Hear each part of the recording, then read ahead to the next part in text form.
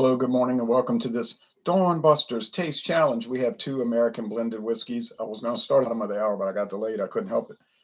They're both 80 proof, blended at an 80-20 blend ratio, and they're both in big jug bottles. And I bought them both at Total Wine and More, and they were both $13.99. So this one is bottled in New Jersey by Laird and Company. Okay, it was introduced in 1969. It's part of a line called Bankers Club. It's got a horse head and a ribbon. It says quality since 1907. Bankers Club was introduced in 1969, but I think Kasser distilling started in 1907, but Kasser got bought by Laird. But the bottle says Regent Distillers Product Company, Scobeyville, New Jersey. Regent Distillers. It's an assumed name, alias name. There's Eagle, red, white, and blue. It's sort of like the American way or something like that. What else do they make under Bankers Club? Straight bourbon whiskey, brandy, which is a fancy label, gin, gold rum, clear rum, blended scotch, and you know that's from Scotland, not New Jersey, and vodka. 8 different products, and probably more than that, but they're showing 8. I'd like to buy some more of them. They're at Total Wine. Good morning, Mr. Ronald J. Terrio. Bay Street is going to take this one easily, you think? Good morning, Ron. How are you? I'm fine, Maxwell. Maxwell's watching from Russia. Here's Bay Street Spirits, produced in Florida by Caribbean Distillers. So we got 2 out of 2 winners so far because the King Square, which was an unusual 72.5 to 27.5 blend ratio, but very pale, like they didn't add coloring. That was interesting. That's gone. But so if I ever see Auburndale, Florida, then I'm going to pick it up because that's telling me quality. The distillery's been there since 1943, and people don't pay any mind to it, I guess. Okay.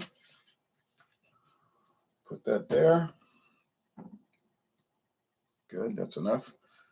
Very pale straw. You say that's a brown liquor. It's more like a straw liquor. All right. Straw. Thought I had poured too much of that.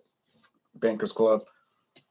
Bankers Club, age 3 years. Bay Street, no age statement, which means a minimum of 4 years. The straight whiskeys. Are they bourbon whiskeys? I don't know. I get the impression that it's straight corn whiskey. Going for 3-0 today. Yeah, right. This one's pretty light too, though, I have to admit. So I gotta say, these are both very light. Now, some of these blended American whiskeys, they'd be dark copper. And it's like, come on, how did this thing get so copper, deep copper, being in a barrel 3 years? And secondly, 80% of it's clear grain spirits. It's not possible. And you say, well, they're adding caramel color. That seems to be the case. But these two are unusually light for the class. And I get the impression that they're not bothering to add coloring. Maybe they just figure, let it go natural. Let the people, maybe they assume the consumer doesn't really care about all of that. They're just going to say, $13.99, I'm buying it. And if you read the reviews for Bankers Club, American blended whiskey, I don't know where it's made in America. It does not say it's distilled in New Jersey. It says it's bottled in New Jersey. That's all it says. Bottled. It might be blended there. It says extra fine American blended whiskey. Laird makes their own Applejack. Okay, that's what they're famous for anyway. These other products, the vodka, the gin, the bourbon, the blended whiskey, and all of that, brandy, that might be farmed out. Not the Applejack brandy, but I'm talking about the regular grape brandy. That could just be contracted. It's not unusual. Now the reviews for Bay Street are, I think, even better than the Bankers Club. I said, where do you find those reviews? Mainly on Total Wine's website, because you can write your own review. You could just, you got to make an account, which doesn't take any time. Then you make your own reviews, and they don't take them. They don't like manipulate them, like only leave the good ones up, because they have some reviews that, you know, everybody's giving it 4 out of 5 stars. What? And then there'll be somebody coming along with a 1 out of 5 stars, talking about this is trash, but they don't really give any. It tastes like shoe polish or something. You know those kind of reviews. Like, it's real short, only like 1 sentence, doesn't really tell you anything. But they could delete that. I would delete it in a way of not being a good review. But they don't, and they do give you guidelines on how to write a review. Like, come on, explain why you do or do not like the product, and they even give an example of how you should write it. But it's all roboted, automated. They don't have anybody sitting there checking it, I don't think.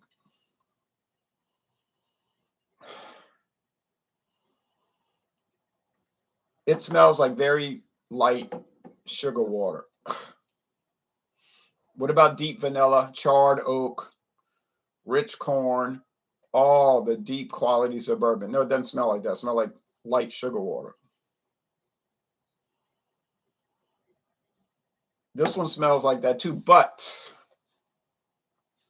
you get more of a corn aroma also, like corn grits. I got a little bit left in that bag of corn grits. I can almost not bear to eat it. I don't know when I'm gonna.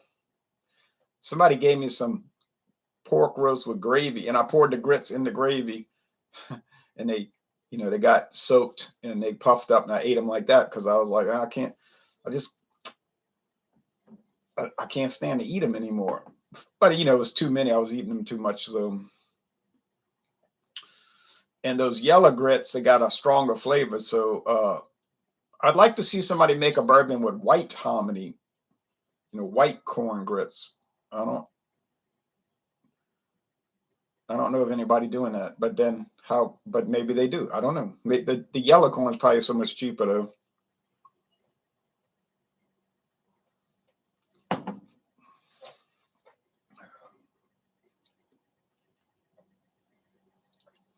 All right. And the flavor, you do get the vanilla. Yeah, you get the candy corn, but you do get some charred oak. Not sure at this time. Comments. Bankers Club has a very strong alcohol taste and bitterness to me. Yeah. Very poorly made blended whiskey, in his opinion. Thoughts on Old English 800, says Liam Gillespie. I like it.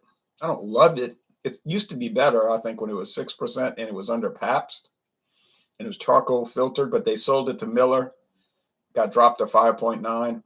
Something changed about it. I mean, it's not like way worse. It dropped a little bit.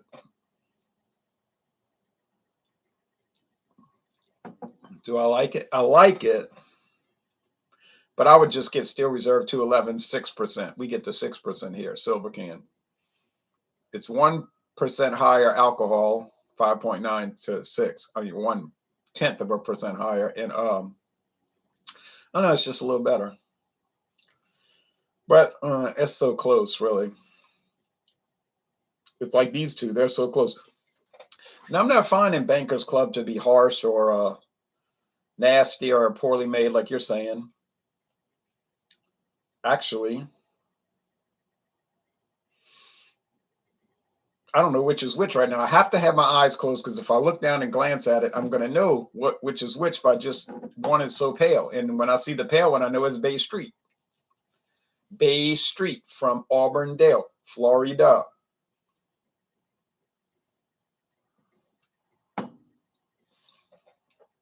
Do they make liquor in Louisiana? They do. But it's not like famous or anything. It's not widely distributed. I've never tried any of them, like Bayou Rum or any of that. Okay. All right. you kind of tipped me off because you were talking about the harsh alcohol. I'm not saying it's harsh, all right, but on this one here,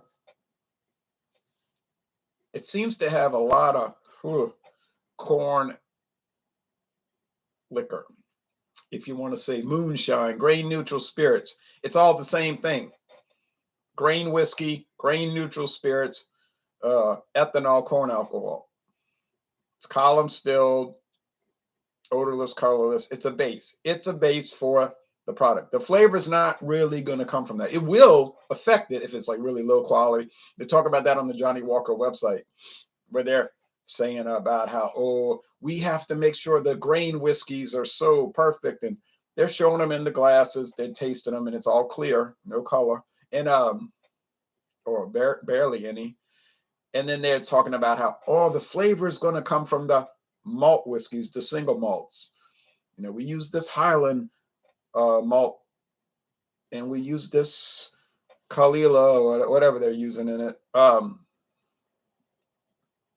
It's the same thing with these. The flavor is not going to come from the grain whiskey so much.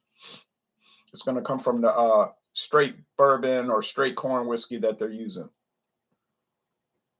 You say, what about the blending sherry? I read the law. I know up to 2%, or if it's 2.5%, something like that, percent can be blending sherry. They use sherry wine in it. That's right. It's allowed. It's not required. They don't have to use it. It's allowed to be used. If you read the website, may contain up to 2.5%, I think it's 2% by volume of blending sherry for, what they say, consistency or taste something. There's some reason they use it. In Canada, it's up to 9.9%. Almost 10% can be flavoring, like rum, brandy, wine of any sort, which is probably sherry. They can even use bourbon from the USA. So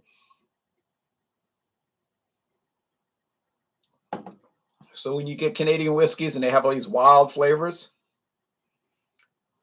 it's because they got all these wild flavors, because they're allowed to have up to 9%. And they don't have to tell you what it is unless you're a distributor and you ask for a certificate.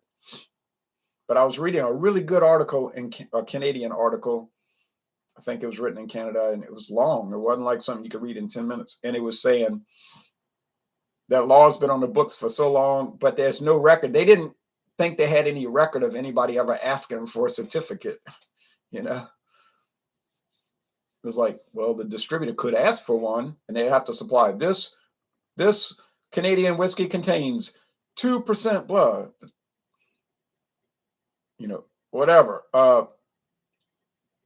Can you imagine trying to find a certificate to fill out if they haven't used it in 80 years? But it's kind of funny, huh? Anyway,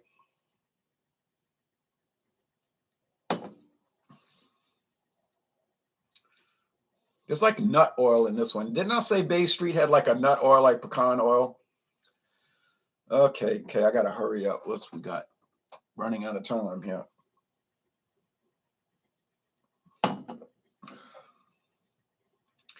I don't think it's any kind of great difference here. You're talking about the harshness, but I don't see it. Well, which one would I buy? Well, I bought both, and I would just buy whatever one was cheaper. And if it was a tie, which in this case they're both $13.99, then you go with which label looks prettier. Or you can go which one is aged longer.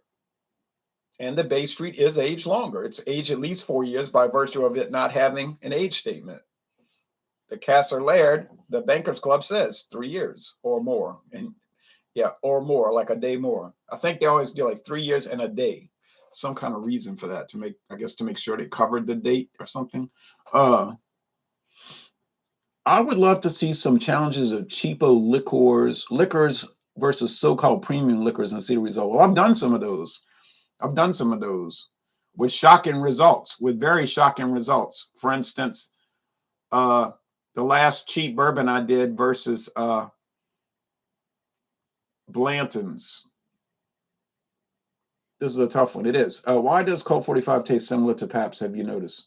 No, I haven't actually noticed that. Good morning to you, Ronnie. Yes, Ronnie. Yes says good morning.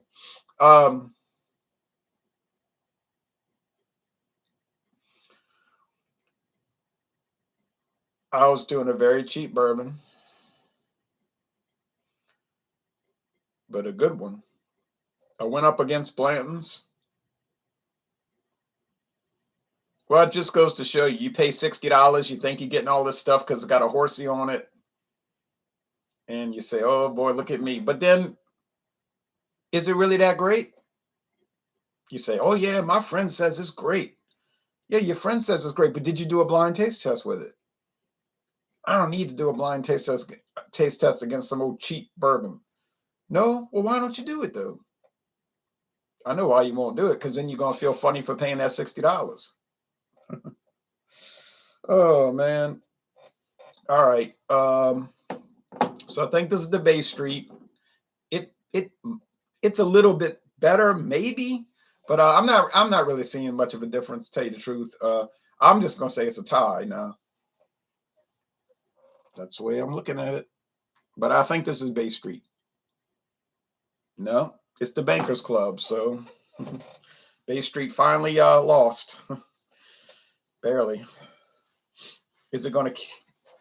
It's not gonna keep losing. I don't know what's gonna happen actually.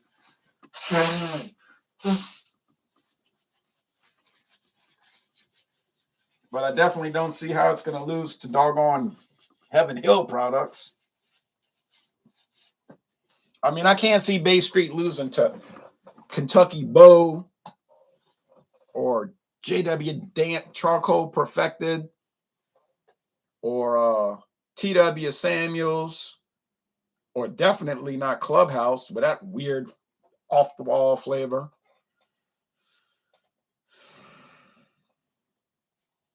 Now with the Sazerac ones, it could be tough. The Grand Larceny, the Grand Legacy, it's got a strange flavor, so it may not lose to it, but I don't think I'll get them confused.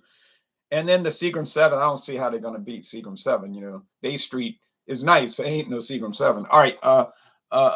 You have one of the best channels on YouTube, been watching since 2014. Thank you, Liam. I appreciate that. I try to make it a good channel. Bay Street with an upset loss. Yeah, like Florida to LSU, 2-1 now. Yeah, you keep the record if you don't. Bankers Club is now 6-2.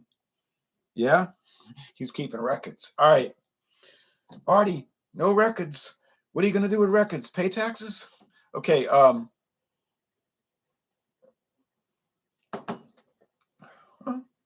They're fine. Would I recommend buying them? I mean, I would recommend them if you want to buy some whiskey and you don't want to pay much, and you're just going to mix it with RC Cola or something like that. Yeah, what the heck. But if you're going to do some deep study in the intricacies of whiskey, yeah, probably $13.99 for a handle is not going to really work for you, but you never know. Some people like them. Obviously, people like them. Go to any liquor store, they stocked with it. All right, thanks for watching this video production, and try to be back Tuesday morning with another one.